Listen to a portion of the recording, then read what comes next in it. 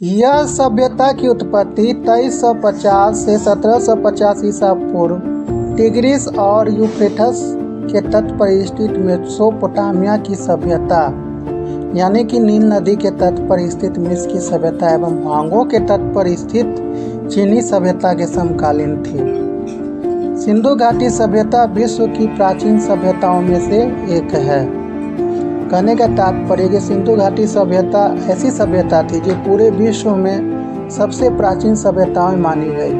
पुरातात्विक स्रोतों के आधार पर सिंधु घाटी सभ्यता अपने समकालीन सभ्यताओं में से उत्तम नगरीय संरचना व अनुपम चित्रकला के साथ धार्मिक जीवन शैली का उदाहरण प्रस्तुत करता है। कहने का तात्पर्य है कि वहाँ के जो प्राचीन स्रोत के आधार पर वहाँ की जो जीवन शैली थी बिल्कुल धार्मिक जीवन शैली थी। नामांकन के आधार पर बात करें तो हड़प्पा की जानकारी सबसे पहले 1921 ईस्वी में पाकिस्तान में अवस्थित हड़प्पा नामक आधुनिक स्थल से प्राप्त हुई थी, इसलिए इसका नाम हड़प्पा संस्कृति पड़ा। भारतीय पुरातत्व विभाग के नियमानुसार जब किसी प्राचीन सभ्यता का खनन होता है तो उस जगह या संस्कृति का नाम उसके आधुनिक स्थल के नाम पर रखा जाता है।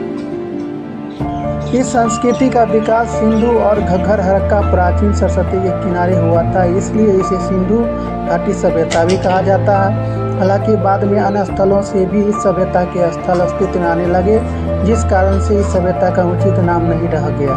हड़प्पा का मुख्य क्षेत्र सिंधु नदी नहीं बल्कि सरस्वती नदी तथा उसकी सहायक नदियों का क्षेत्र था, जो सिंधु व गंगा नदी तथा उसकी सहायक नदियों का क्षेत्र था, जो सिंधु व गंगा नदी के मध्य स्थित था। इसलिए कुछ विद्वानों ने इसे सिंधु सरस्वती सभ्यता भी कहा। सिंधु वासियों ने पहली बार कांस्य से 3 तांबा का प्रयोग किया, इसलिए कुछ विद्वानों ने इसे सिंधु सरस्वती सभ्यता भी कहा। इसलिए आधार पर इसका अन्य नाम कांस्य युगीन सभ्यता अथवा ताम्र पाषाणिक सभ्यता भी मिलता है। प्रथम बार नगरों का उदय के कारण इसे प्रथम नगरीकरण शहरीकरण सभ्यता भी कहा जाता है। धातुओं में सर्वप्रथम तांबे का प्रयोग हुआ। पत्थर और तांबे के उपकरणों के साथ साथ प्रयोग होने के कारण इस संस्कृति को ताम्र पाषाणिक काल कैल्फोलिथिक कहते हैं। इस युग के लोग अधिकांशतः पत्थर और तांबे की बनी वस्तुओं का प्रयोग करते थे। भारत में ताम्र पाषाण काल की बस्तियां दक्षिण पूर्वी राजस्थान, मध्य प्रदेश के पश्चिमी भाग, पश्चिमी महाराष्ट्र तथा दक्षिणी पूर्वी भारत में पाई गई। दक्षिणी पूर्वी राजस्थान में 2 पुरास्थल, पहला आहार और दूसरा गिलुंद प्रमुख है।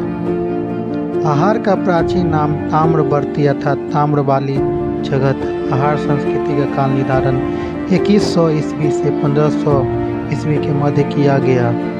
आहार के लोग पत्थर के बने होते थे, घरों में रहते थे। गिलुंद आहार संस्कृति का स्थानीय केंद्र माना गया। गिलुंद से पक्की ईंटें का साक्ष्य तथा बालाथल से टेराकोटा का साक्ष्य मिला। पश्चिमी मध्य प्रदेश में मालवा, कायथा और हेरन का उत्खनन हुआ है। सबसे विस्तृत उत्खनन पश्चिमी महाराष्ट्र में हुए हैं, जिनमें प्रमुख पुरास्थल अहमदनगर जिले में जरवो, नेवासा और नाइमाबाद, पुणे जिले में चंदौली, सोनगांव, इमामगांव, प्रकाश तथा नासिक गोदावरी नदी की नासिक गोदावरी नदी की सहायक प्रवरा में बाएं तट पर स्थित एक पुरास्थल है। ये सभी पुरास्थल जरवो संस्कृति से संबंधित है। कई ताम्र पाषाणिक स्थल इलाहाबाद जिले के विंध्य क्षेत्र में पाए गए हैं। पूर्वी भारत में गंगा तटवर्ती स्थल चिरांद के अतिरिक्त वर्धमान जिले के पांडुराजार टीवी और पश्चिमी बंगाल के बीरभूम जिले में महिषदत्त उल्लेखनीय ताम्र पाषाणिक स्थल है। दक्षिणी पूर्वी राजस्थान, पश्चिमी मध्य प्रदेश, पश्चिमी महाराष्ट्र